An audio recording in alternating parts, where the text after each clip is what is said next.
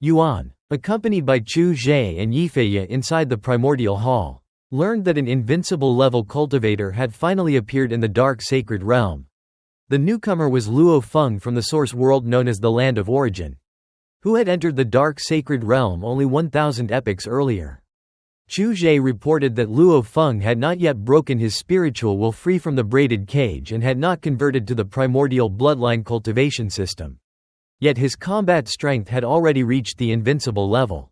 Yuan had already witnessed everything through the consciousness he projected over the dark sacred realm, including Luo Feng forcing the secret ruins divine emperor and 15 divine emperors to kneel while Bo Shu, Bai Yin, Kai Zhen, and the 8 friends of Sirius stood by in shock. Yuan recognized Luo Feng as a cultivator from the Land of Origin and reflected that, although they had created billions of worlds with stronger bloodlines and more numerous divine emperors than the source worlds, those artificial worlds possessed flawed world origins. As a result, cultivators born there consistently had lower cultivation potential than those from source worlds.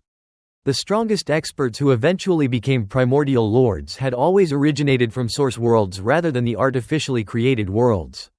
Chu Zhe asked whether Yuan intended to summon and guide Luo Feng immediately because every invincible-level cultivator in the dark sacred realm normally received such treatment. Yuan calmly refused, explaining that Luo Feng was only one step away from completing the half-primordial life and death path and was currently perfecting it naturally. Interfering now would only disrupt his cultivation, so Yuan planned to wait until Luo Feng had completely perfected that path before personally guiding him. Yuan further clarified that he did not guide cultivators merely because they possessed invincible combat strength. His true objective was to guide those who were on the verge of escaping the braided cage. To qualify, a cultivator had to fulfill at least one of 3 conditions. Their spiritual will had escaped the braided cage, they had successfully refined a world-level primordial bloodline, or they had reached the half-primordial fusion Dao. Although Luo Feng possessed invincible combat power, he had not yet achieved any of these milestones. So Yuan intentionally delayed contacting him, even if doing so caused confusion among other cultivators. Yifei and Chu Zhe remained puzzled because Luo Feng's life and death Dao had not yet reached the half-primordial level. Yet his strength had already surpassed ordinary invincible experts. Yuan smiled and explained that not all fusion Dao cultivators displayed the same level of power. Luo Feng had chosen the extreme version of the life and death Dao, pursuing absolute perfection rather than balance. Such a path was extraordinarily difficult to cultivate and contained far greater obstacles than ordinary fusion Dao paths. But in exchange it granted terrifying combat power. Yuan admitted that he was looking forward to seeing how far Luo Feng could advance. Normally, he only paid casual attention to Ultimate Realm experts from source worlds and showed slightly greater interest toward ordinary invincible level experts.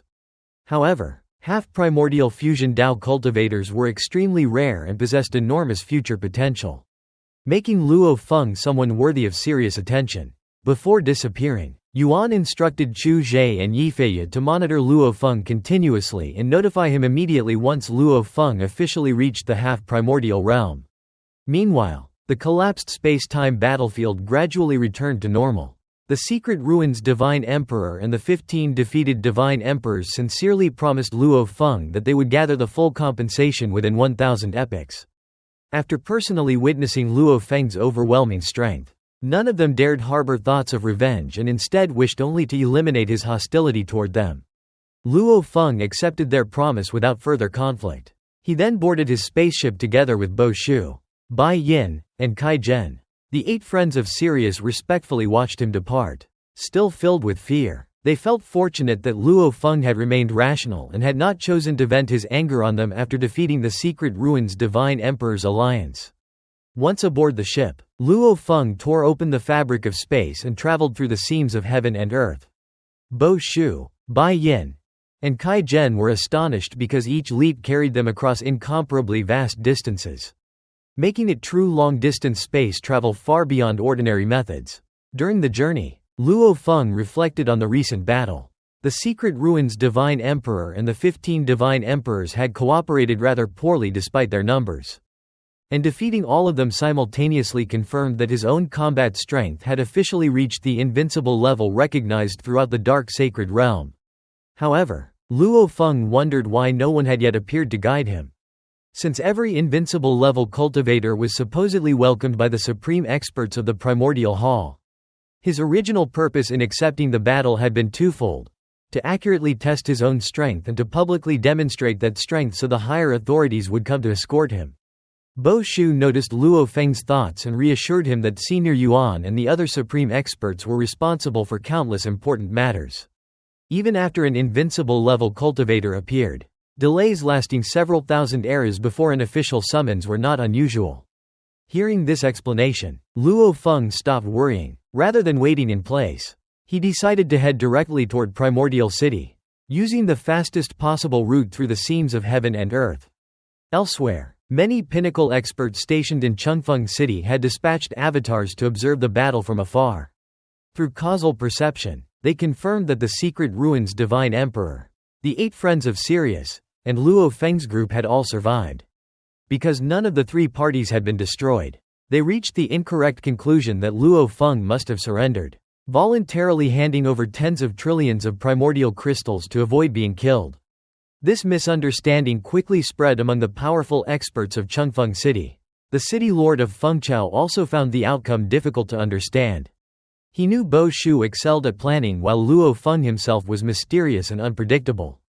It seemed impossible that the secret ruins Divine Emperor could so easily extort tens of trillions of primordial crystals from them. Unable to solve the mystery, he directly contacted the secret ruins Divine Emperor. The reply completely shocked him. The secret ruins Divine Emperor immediately denied robbing Luo Feng and instead declared that Luo Feng possessed invincible strength throughout the entire dark sacred realm. He openly admitted that Luo Feng was an invincible level existence whom none of them could oppose. The city lord of Fengchao was left speechless.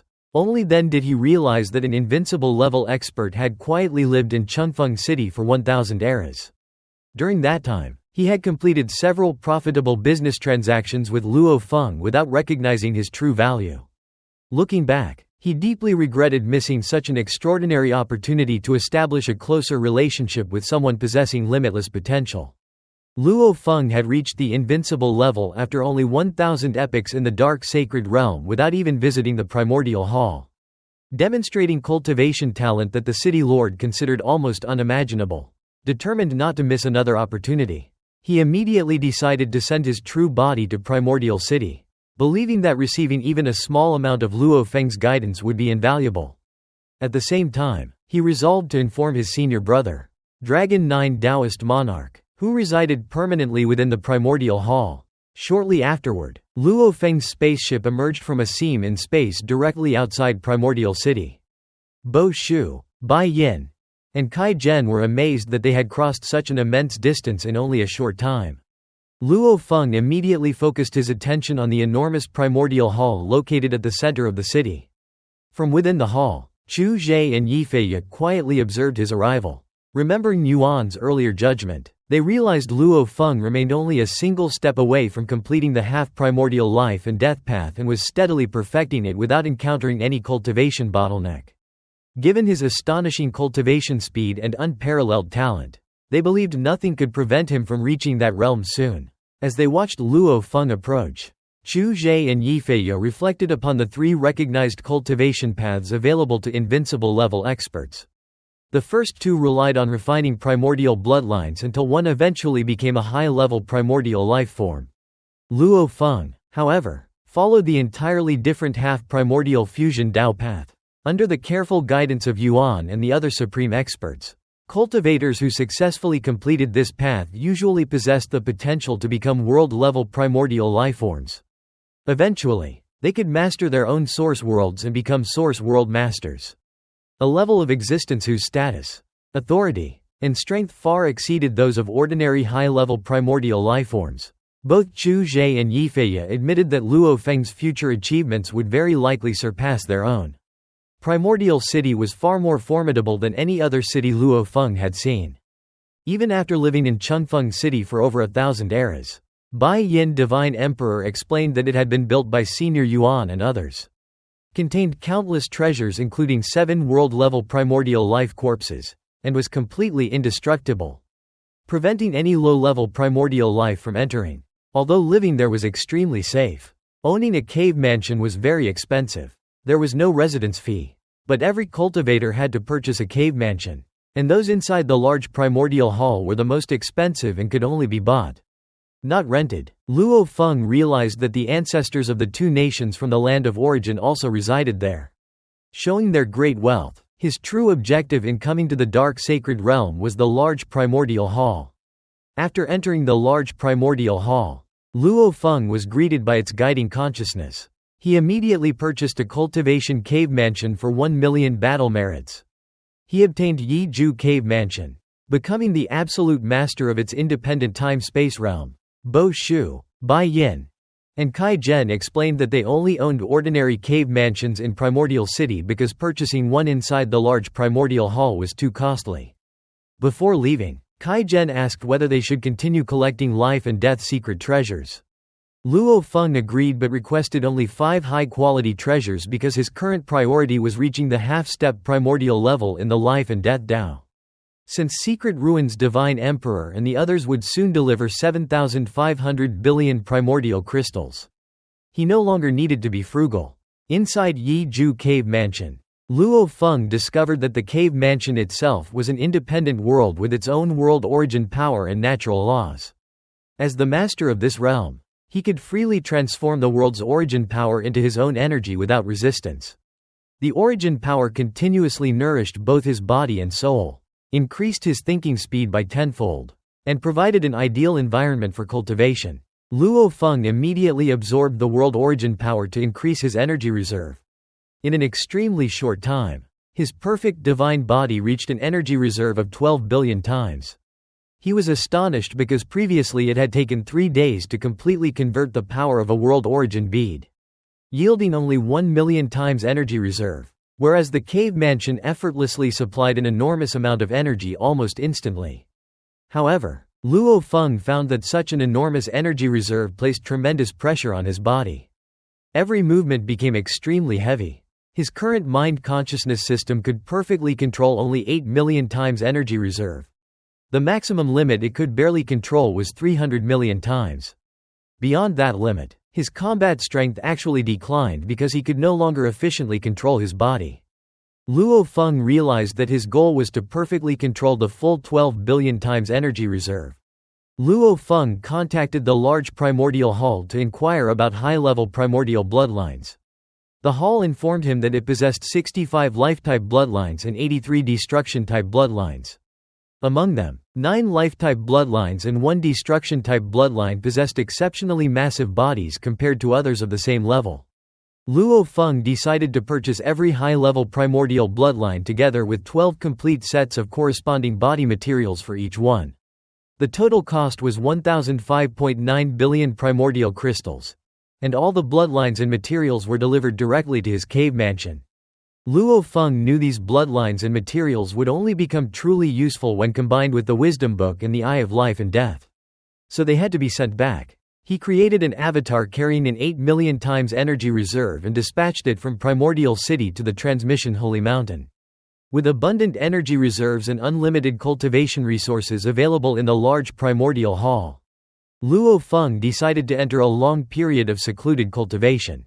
Unlike his previous retreat of 1,000 eras, which had been limited by insufficient energy, he now possessed everything necessary for prolonged training. Meanwhile, 2 high-level primordial lives within the large primordial hall observed Luo Feng's enormous physical body. Although the hall easily supplied all the energy he absorbed, they considered this insignificant because it already contained countless primordial prisoners and 7 world-level primordial life corpses. They themselves absorbed energy even faster than Luo Feng. The woman in the fiery red robe was astonished that, despite not yet escaping the braided cage, Luo Feng's physical body had already reached approximately 1/10 of her own size. She believed that after escaping the braided cage, his body would become more than billions of times greater and would immediately reach the maximum size possible for a high-level primordial life. The silver-haired man disagreed, explaining that Luo Feng cultivated the fusion Dao and would not refine high-level primordial bloodlines. Instead, he would most likely first refine a world-level primordial bloodline, given Luo Feng's extraordinary comprehension and the support of the primordial lords. Once he comprehended more than 70% of a world-level primordial bloodline, he could successfully refine it and become a world-level primordial life. After that transformation, his life essence and thinking speed would increase by countless billions of times, giving him hope of becoming a primordial lord. The silver-haired man explained that among the 7 primordial lords of the cultivator camp, 6 had first become world-level primordial lives before reaching the primordial lord realm. Only one had directly become a primordial lord immediately after escaping the braided cage. Becoming world level before advancing to primordial lord was considered the most mature cultivation path, especially for cultivators of the fusion Dao, which possessed the highest potential. He believed Luo Feng would eventually become a world-level primordial life, refine the source world of his homeland, and become its master. The conversation concluded by emphasizing the enormous gap between the 3 major realms of high-level primordial life: world-level primordial life, and primordial lord. Each breakthrough eliminated countless cultivators, making the achievement of becoming a primordial lord directly from the half-step primordial realm almost impossible. Throughout the entire infinite primordial space, only one being had ever accomplished such a feat: Dragon 9 Taoist monarch, who had mastered 3 half-primordial level paths without refining any primordial bloodline and had once been the strongest cultivator in the dark world before Luo Feng lamented that he still could not comprehend the 5th grade Dao path. His goal was to reach the 2nd realm of godly king in all 5 paths, master more than half of the source world origin, completely control the source world, and become its master. More than 30 source world cycles had passed. He had reached the half-primordial level in the paths of wind, fire, and thunder. Thunder did not exist in his original source world, so he cultivated it only after leaving and encountering new opportunities. The Lord highly valued him, allowing him to explore countless source worlds before selecting the Dragon Blood Origin world, which contained 9 paths including wind, fire, and thunder. For his reincarnation, he reached the 2nd realm of godly king in the water path within 1 reincarnation era. But the 5th path remained beyond him, as he could not even comprehend a single branch of its great Tao. Despite trying every possible method, including assistance from the Lord, he still failed. The Lord considered refining a primordial bloodline only as a final option because of its endless consequences. Dragon 9 instead remained determined to become a world-level primordial life by controlling the source world origin, believing it to be the consequence-free path to the great Tao. Although tempted by other methods, he persisted without wavering. Dragon 9 received a message from Feng Chao City Lord, who excitedly informed him that an invincible existence named Luo Feng had appeared in the dark sacred realm. Unlike previous invincible beings, Luo Feng had not been taken away but instead resided in a cultivation cave mansion inside the large primordial hall. Dragon 9 realized that only a special instruction from the Lord could explain why Luo Feng had not been taken. Dragon 9 himself had once been an invincible existence before reincarnating into the Dragon Blood Origin world and had been nurtured by Starlight Lord as a Source World Master Seed, receiving resources and status even greater than high-level primordial lives such as Chu Zhe and Yifeiya.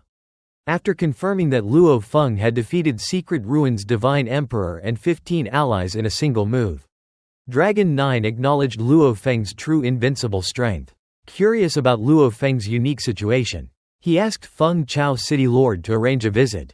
However, Bo Shu Divine Emperor and his companions explained that Luo Feng had entered secluded cultivation immediately after purchasing his cave mansion and would meet no one until emerging. Dragon 9 requested that Luo Feng's followers inform him as soon as Luo Feng ended his cultivation. He believed Luo Feng's guidance could greatly benefit Feng Chao City Lord. Meanwhile, in the wilderness of the Dark Sacred Realm, Divine Emperor GK slaughtered 12 super-limit-level low-level primordial life forms in close combat. As one of the 2 strongest cultivators on the surface of the Dark Sacred Realm, he constantly struggled against the overwhelming will contained within his world-level primordial bloodline.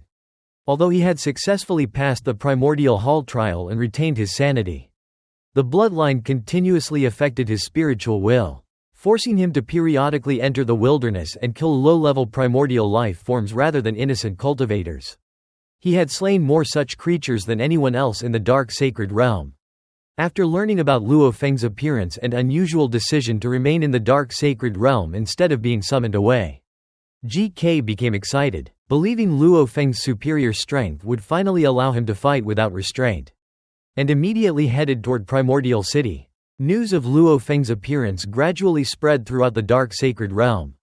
Since previous invincible beings had always been taken away immediately, countless cultivators from different cities rushed to Primordial City, hoping to receive guidance from Luo Feng while he remained there.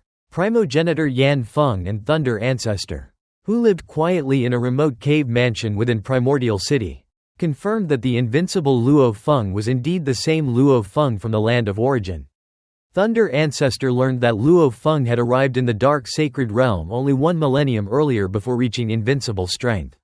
Primogenitor Yuan Feng recalled Emperor Qing previously mentioning that Luo Feng alone had suppressed 4 super-limit-level experts in Yuan City and was astonished by the speed of his rise.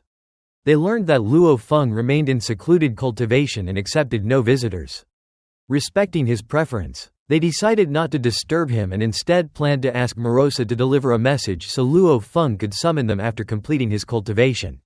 They both admired Luo Feng, believing that after becoming invincible, escaping the braided cage was no longer far away. Thunder Ancestor even regretted not offering Luo Feng greater assistance in the past. While primogenitor Yuan Feng admitted they had underestimated Luo Feng's future achievements compared to Emperor Qing. Although many powerful cultivators gathered in Primordial City waiting for Luo Feng, no one dared disturb his closed-door cultivation. Inside his cultivation cave mansion, Luo Feng discovered that the constant nurturing from the cave world's origin power greatly reduced the burden on his soul when consuming treasures such as 100 Tribulations heart essence. His avatar in the land of origin, aided by the Eye of Life and Death and the Wisdom Book, spent 1500 millennia researching every collected low-level primordial bloodline. He first studied corpse materials to infer the mysteries contained within each low-level primordial life form before verifying his conclusions by examining their primordial bloodlines. Throughout this research, his thinking speed generally remained above 500 times normal, allowing his understanding of the Tao of life and death to reach an extremely profound level. After completing that research, Luo Feng began studying high-level primordial bloodlines related to the mind-consciousness system. Among the newly purchased life and destruction category high-level primordial bloodlines, he confirmed 15 possessing mind-consciousness systems, greatly expanding his understanding and accelerating the perfection of his own mind-consciousness system. Without realizing it, Luo Feng remained in secluded cultivation within the large primordial hall for 4300 millennia while countless cultivators patiently waited for him. Eventually, he opened his eyes, realizing that every accumulation from the Tao of life and death, the mind-consciousness system, and all related studies had brought his Tao of life and death to its final stage. Only one final breakthrough remained. He concluded that further secluded cultivation alone would no longer help. Instead, he needed a spiritual stimulation to completely perfect his mind-consciousness system, after which the Tao of life and death would naturally reach divine emperor perfection. Although the half-primordial path of life and death had already become completely clear in his mind, it still lacked that final spiritual trigger needed for completion. Luo Feng left the grand primordial hall and leisurely walked through Primordial City, observing the countless cave mansions built in different cultural styles and the cultivators of many races and appearances. Most cultivators resembled human forms, but many still retained racial traits. While some appeared entirely in their original forms, Luo Feng sensed that cultivators from numerous source worlds and countless universes all carried the breath of different civilizations. Yet they shared one common characteristic: they were all lives trapped within the braided cage. In Luo Feng's heart, the half-primordial life and death path had already formed and was nearly complete, lacking only a final inner touch.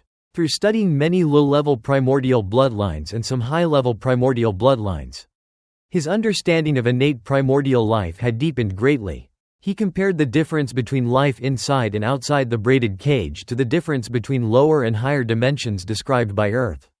Within the braided cage, the half-primordial life and death path was already perfected, and advancing further was impossible. Escaping the braided cage, however, would be like entering a higher dimension, where the life and death path could expand enormously and become infinitely richer.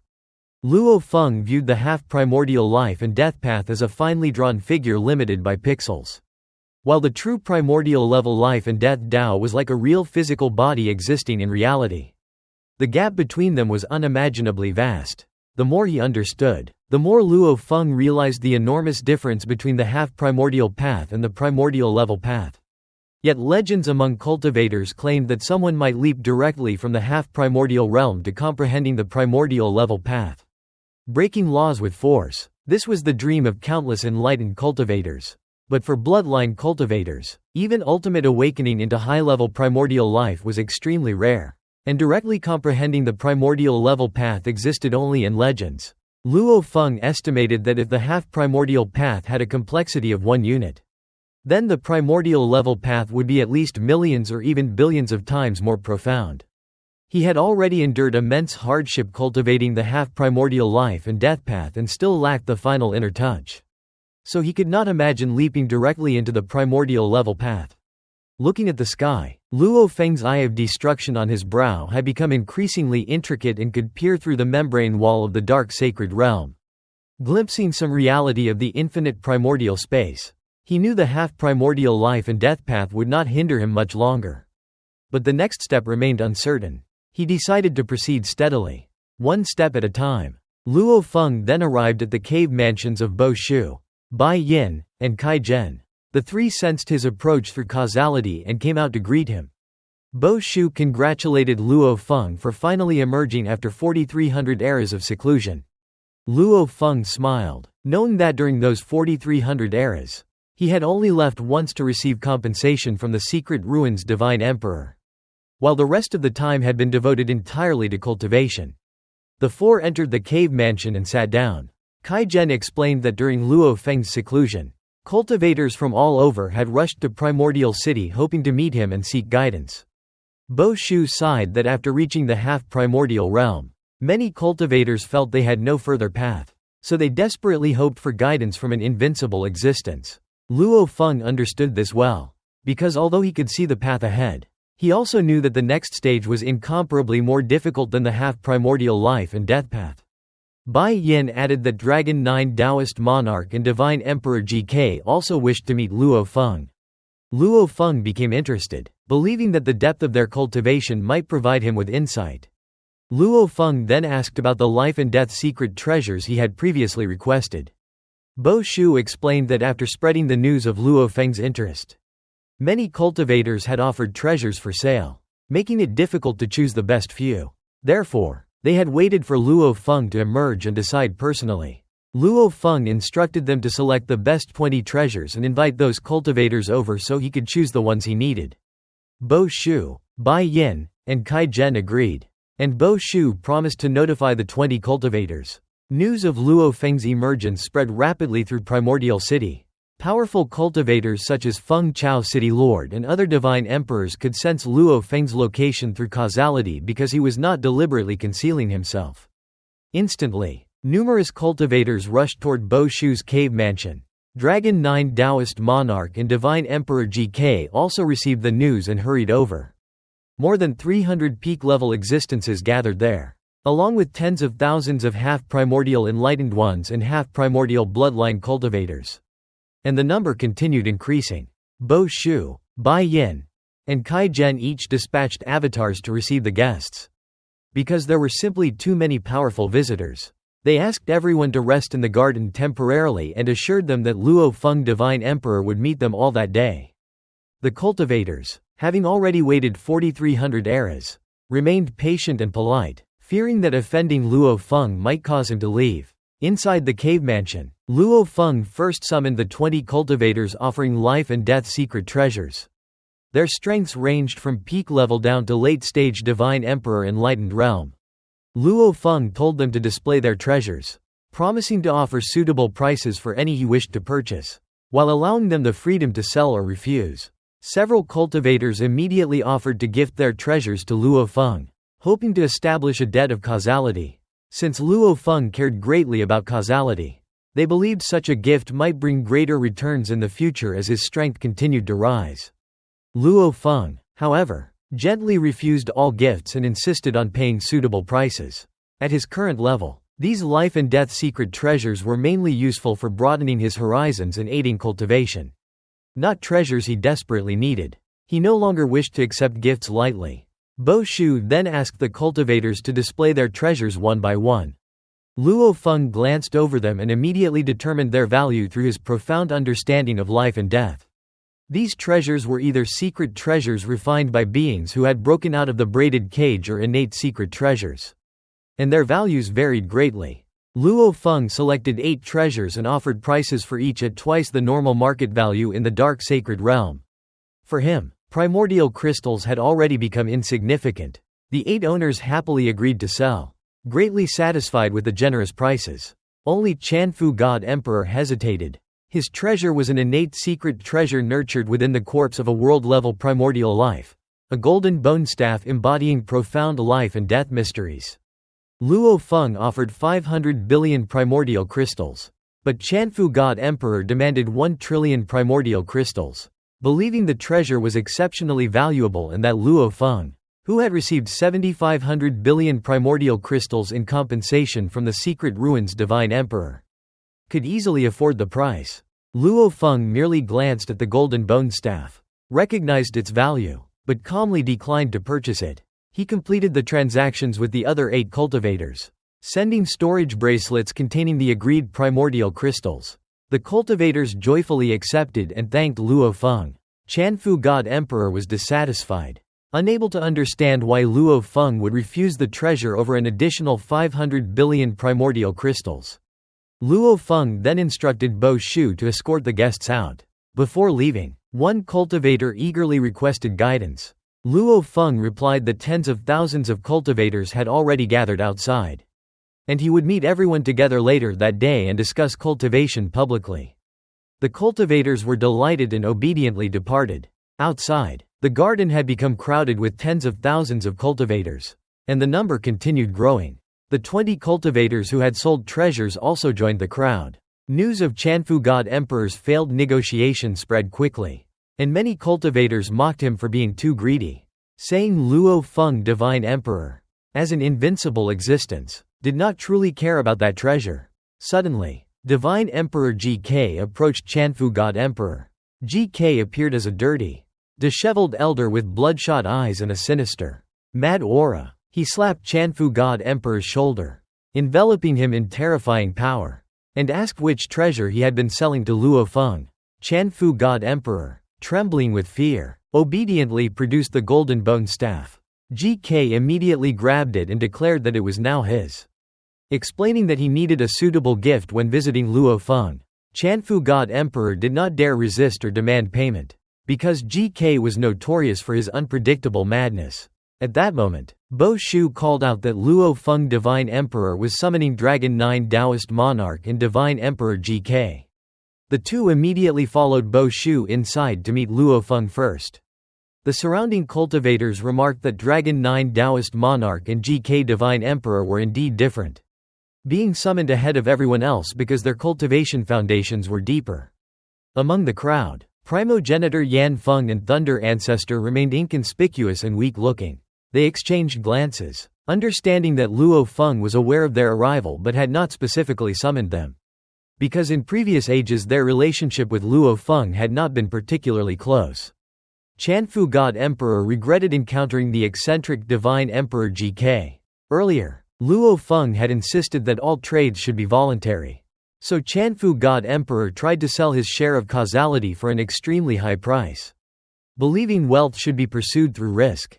However, he lost the gamble and was later robbed by Divine Emperor GK. GK acted without restraint except for avoiding actions that provoked universal outrage, such as large-scale massacres. Chanfu God Emperor knew that any resistance might lead to being crushed.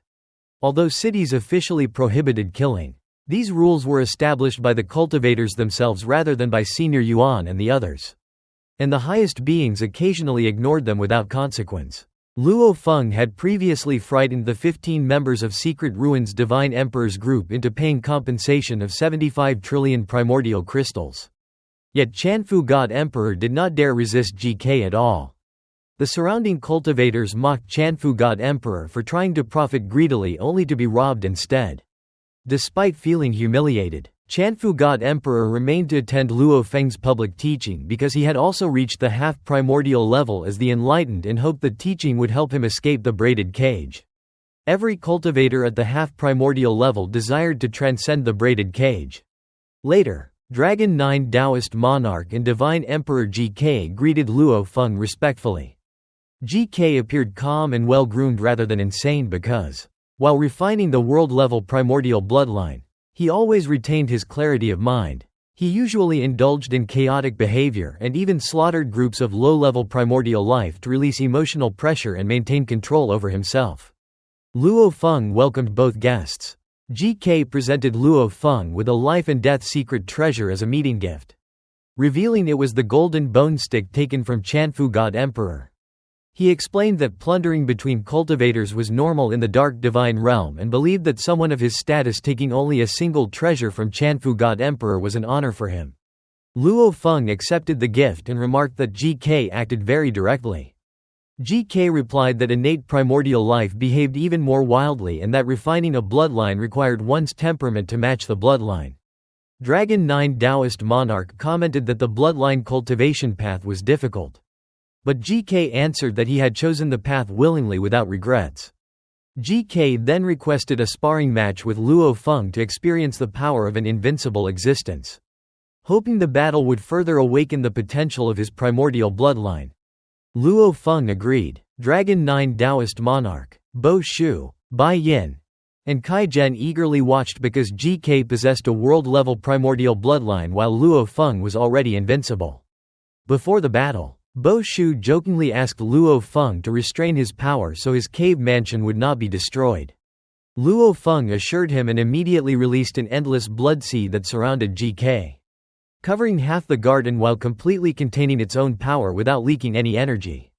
Dragon 9 Taoist monarch was shocked because, despite the suppression of its aura, he could sense that the blood sea possessed at least 100 times his own strength. Although he had already escaped the braided cage through spiritual will and was also an invincible existence as well as a candidate to become a master of the source world, he realized that even if Luo Feng were mentally suppressed to only a small fraction of his strength, Luo Feng could still destroy him with ease. He was astonished that someone beneath the braided cage could possess such overwhelming power. Facing the endless blood sea directly, Divine Emperor GK praised Luo Feng's terrifying strength and eagerly invited him to attack, although he clearly sensed the enormous gap between them and even felt despair. The greater the disparity became, the more frenzied he grew. Instead of suppressing his bloodline will, he completely merged with it and released all restraint, exploding with full power as violent explosions erupted throughout the endless blood sea.